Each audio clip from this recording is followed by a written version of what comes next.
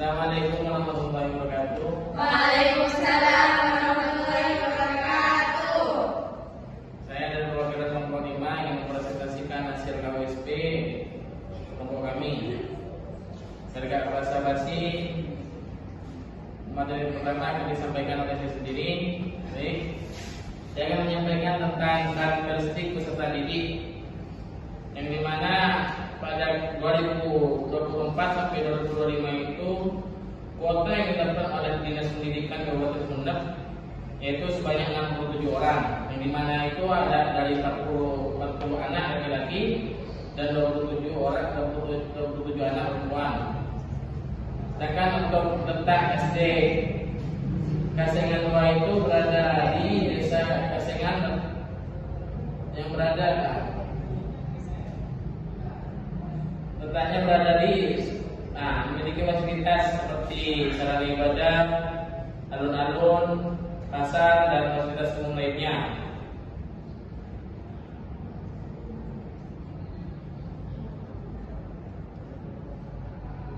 Selanjutnya kami menjelaskan karakteristik peserta pendidik dan tenaga pendidik, yang dimana di SD Kasengan 2 itu gurunya ada sekitar 10 orang, terdiri 1 orang sebagai kepala sekolah, 8 orang pendidik, dan 1 tenaga pendidikan.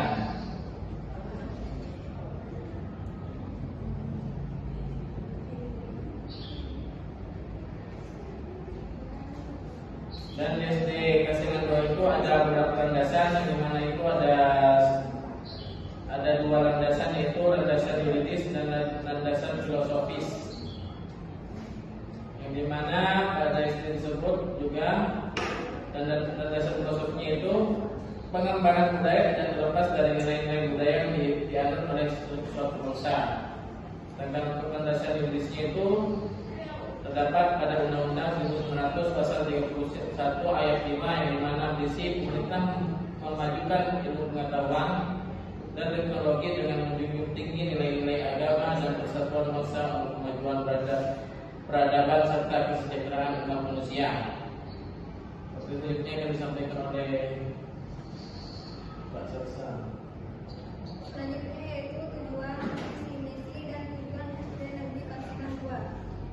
A. Visi SD Negeri Kasengan 2 bercita-cita menjadi sekolah unggulan yang mencetak siswa beriman, bertakwa, cerdas, tertib dan tertib dengan pembelajaran yang efektif, dinamis dan menyenangkan. B.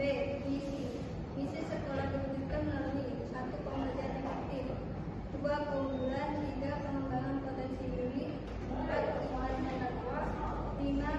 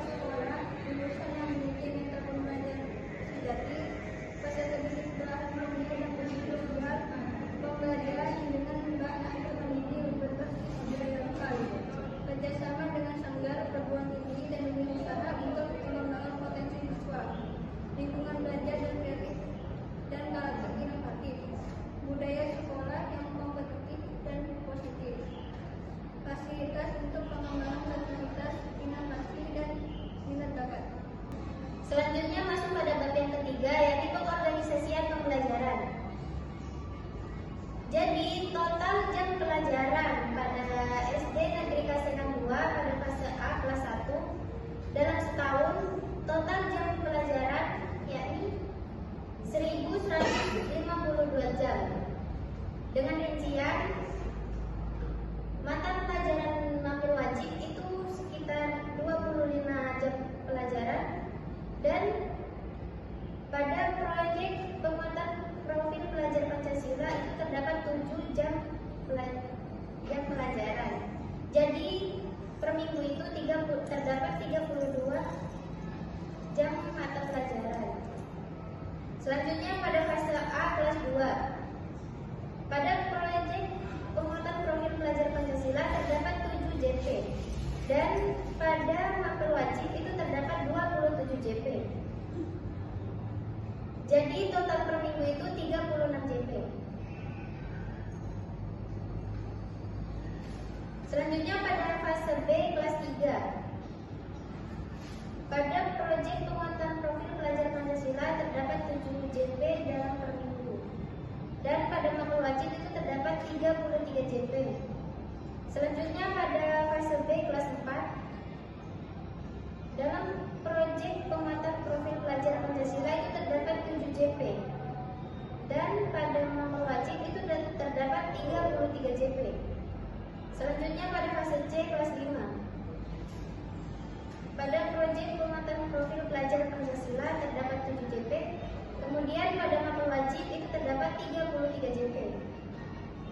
Selanjutnya pada fase C kelas 6, total JP pada proyek penguatan profil pelajar Pancasila terdapat 7 JP, kemudian untuk mapel wajibnya itu terdapat 33 JP. Selanjutnya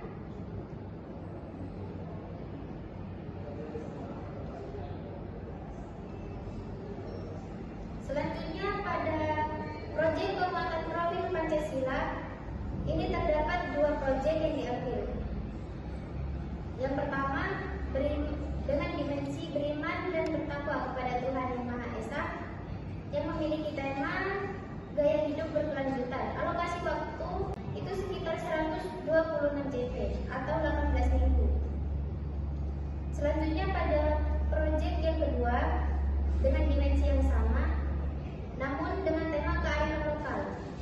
Alokasi waktunya terdapat 126 JP atau 18.000. Kemudian pada kegiatan ekstrakurikuler di SD Negeri Kasengan 2 terdapat 2 ekstrakurikuler. Yang pertama pramuka, dan yang kedua seni tari. Pemilihan ekstrakurikuler ini disesuaikan dengan kondisi dan kemampuan siswanya masing-masing. Yang dimana pada ekskul pramuka pesertanya itu diwajibkan kelas 3 sampai dengan kelas 5. Kemudian pada seni tari itu bisa diikuti mulai dari kelas 1 sampai dengan kelas 5. Kemudian dengan ekskul pramuka bertujuan untuk membentuk kepribadian, kecakapan hidup, dan akhlak mulia peserta didik. Kemudian pada seni tari bertujuan untuk peserta didik menguasai konsep tari tradisional dan modern, serta tampil merancang dan menampilkan pola gerak dan komposisi tari.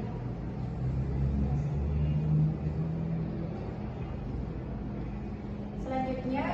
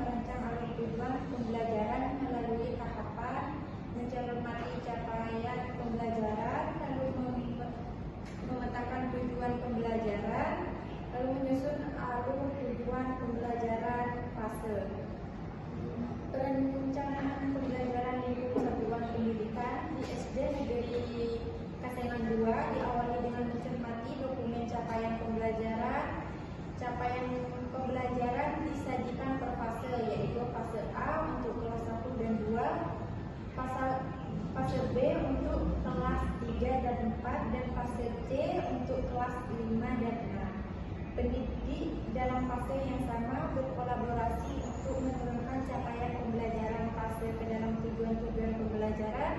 Tujuan-tujuan pembelajaran selanjutnya dipetakan ke tujuan pembelajaran yang dicapai per kelas.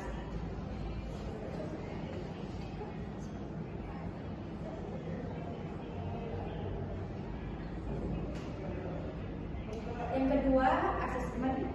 Asesmen merupakan bagian terpadu dari proses pembelajaran, fasilitas pembelajaran, dan penyediaan informasi yang holistik sebagai umpan balik untuk pendidik, peserta didik, dan orang tua atau wali agar dapat membantu mereka dalam menentukan strategi pembelajaran selanjutnya.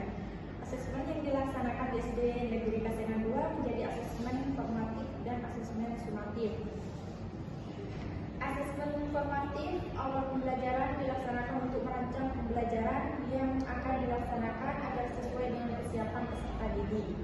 Asesmen formatif selama proses pembelajaran untuk memberikan umpan balik guna menentukan langkah perbaikan pembelajaran. Dilakukan asesmen dalam bentuk tes tertulis, observasi, wawancara, keterampilan, catatan, anekdot, atau yang sesuai dengan tujuan pembelajaran dan karakteristik mata pelajaran. Ketiga, asesmen sumatif dilaksanakan pada akhir materi dan akhir semester atau akhir tahun. Digunakan untuk memastikan ketercapaian seluruh tujuan pembelajaran. Pendidik melakukan asesmen dalam bentuk tes tertulis, produk atau portofolio, kinerja atau cara lain yang sesuai dengan tujuan pembelajaran dan karakteristik mata pelajaran. Pendidik dapat menentukan kriteria ketercapaian tujuan pembelajaran dengan pendekatan: 1. Deskripsi kriteria, 2. rubrik, 3. Skala atau interval nilai. B. Perencanaan pembelajaran dalam lingkup kelas. 1. Intrakurikuler. Perencanaan pembelajaran untuk melingkup kelas dengan menyusun alur tujuan pembelajaran, lalu asesmen diagnostik awal pembelajaran, lalu menyusun rencana pembelajaran. Asesmen yang dilaksanakan di SD Negeri Kasengan 2 sebagai bagian terpadu dengan proses pembelajaran sebagai umpan balik atas proses belajar dan pencapaian siswa. Asesmen yang dilaksanakan meliputi asesmen formatif dan asesmen sumatif.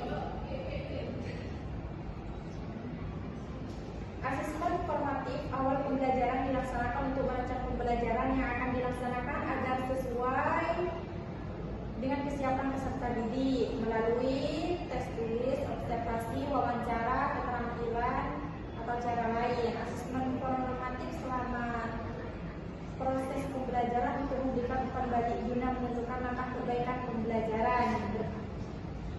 Pendidik asesmen dalam bentuk tes tulis, observasi, wawancara, dan lain. SD Negeri Kasengan 2 menentukan kriteria atau indikator tujuan pembelajaran dengan pendekatan: A. Melalui deskripsi, sehingga apabila peserta didik tidak mencapai kriteria tersebut maka dianggap belum mencapai tujuan pembelajaran dan memerlukan intervensi untuk mencapai tujuan pembelajaran. B. Menggunakan rubrik yang dapat mengidentifikasi sejauh mana peserta didik mencapai tujuan pembelajaran. C. Menggunakan skala atau interval nilai tercapaian tujuan pembelajaran. Contohnya 0% sampai 50%. Kriterianya belum mencapai tujuan pembelajaran. Intervensi remedial di seluruh bagian. 51% sampai 74% belum mencapai tujuan pembelajaran. Intervensi remedial di bagian yang diperlukan. 75% sampai 87% sudah mencapai tujuan pembelajaran. Intervensinya tidak perlu remedial. 88% sampai 100% sudah mencapai tujuan pembelajaran. Intervensinya pengayaan.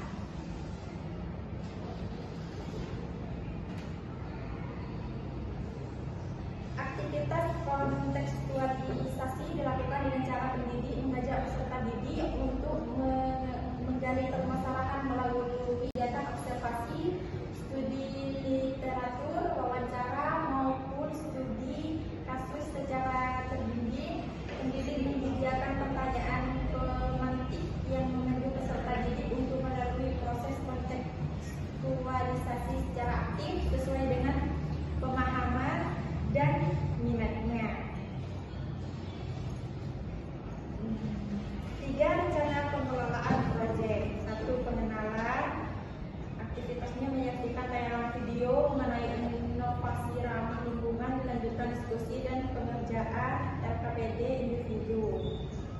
Selanjutnya kita masuk pada bab yang terakhir, yaitu pendampingan, pengembangan profesional dan evaluasi.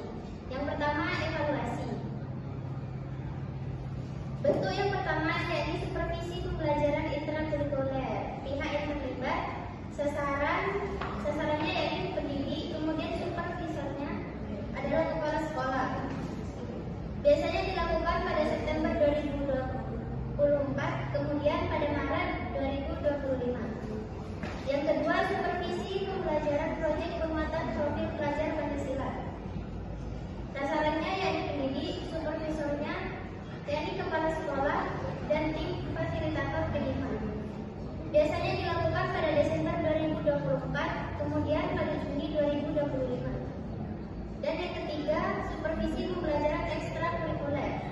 Sasarannya adalah pembimbing ekstrakurikuler, supervisornya adalah kepala sekolah dan koordinator ekstrakurikuler. Yang dilakukan pada Desember 2024, kemudian pada Juni 2025. Yang keempat, supervisi pembelajaran diversifikasi. Sasarannya yaitu pembimbing diversifikasi, supervisornya yaitu kepala sekolah. Dan dilakukan pada Desember 2024 dan Juni 2025. Yang kelima, monitoring dan evaluasi. Sasarannya yaitu tim pengembang kurikulum yang biasanya dilakukan pada Februari 2025. Yang keenam yaitu evaluasi kurikulum. Supervisornya adalah pengawas sekolah dan dinas pendidikan. Kemudian pendamping dan profesional. Pendampingan yang pertama biasanya dilakukan dengan sasarannya adalah pendidik, kemudian pendampingnya adalah kepala sekolah dan pengawas SD, yang biasanya dilakukan pada Juni 2024 sampai Juni 2025. Dan pendampingan yang kedua, sasarannya adalah pendidik dan orang tua. Pendampingnya adalah kepala sekolah dan tim fasilitator kelima. Kemudian pada pendampingan yang ketiga, sasarannya adalah pembimbing ekstrakurikuler dan pendampingnya adalah kepala sekolah dan koordinator ekstrakurikuler, yang biasanya dilakukan pada Juli 2024 sampai Juni 2025. Kemudian pada pendampingan, sasarannya adalah pembimbing diversifikasi dan pendampingnya adalah kepala sekolah. Kemudian pendampingan yang kelima, sasarannya adalah tim pengembang kurikulum dan pendampingnya adalah pengawas SD, yang biasanya dilakukan pada Maret sampai Juni 2025. Kemudian pada pengembangan profesional, pelatihan yang pertama sasarannya adalah pendidik dan narasumbernya adalah ahli pada bidang ini. Waktunya biasanya dari bulan Agustus sampai November 2024. Kemudian pada pelatihan yang kedua, sasarannya adalah pendidik dan narasumbernya adalah ahli yang berpengalaman pada bidang tersebut, yang dilakukan pada Februari sampai Mei 2025. Kemudian pada pengembangan pelatihan yang kelima, sasarannya adalah pembimbing ekstrakurikuler dan narasumbernya adalah ahli yang berpengalaman pada bidang tersebut, yang biasanya dilakukan pada Desember 2024. Pada pelatihan yang keempat, sasarannya adalah pembimbing diversifikasi dan sumbernya adalah ahli yang berpengalaman dan biasanya dilakukan pada Juli 2024. Kemudian pada pelatihan yang kelima, sasarannya adalah tim pengembang kurikulum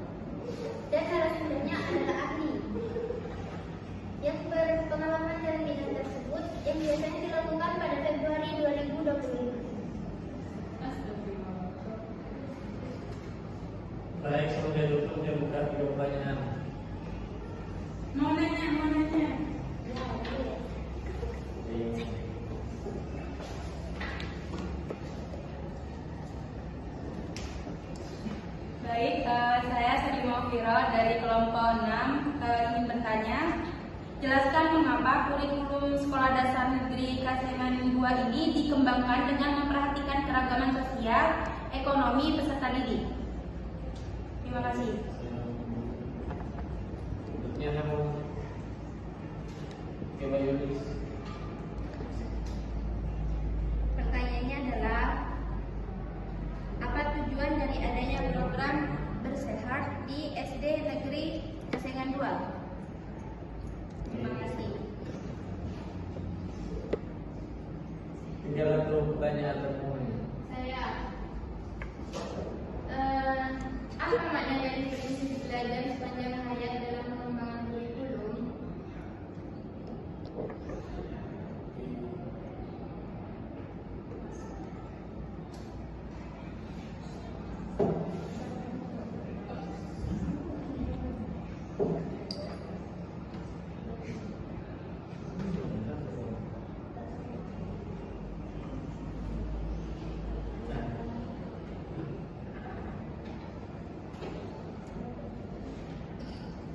Baik, saya akan menjawab pertanyaan dari Sari. Jawabannya, karena sebagian besar peserta didik berasal dari keluarga dengan ekonomi menengah ke bawah, sehingga perencanaan pembelajaran dan ekstrakurikuler harus mempertimbangkan dan ketersediaan fasilitas belajar di rumah, agar kegiatan belajar tidak menjadi beban dan tetap inklusif. Mungkin ada tambahan dari Mas Edi? Ya, makasih. Baik, saya akan menjawab pertanyaan dari Mbak Yunis. Pertanyaannya tadi, apa tujuan dari adanya program SDN Karang Kasengan 2 itu mempunyai apa?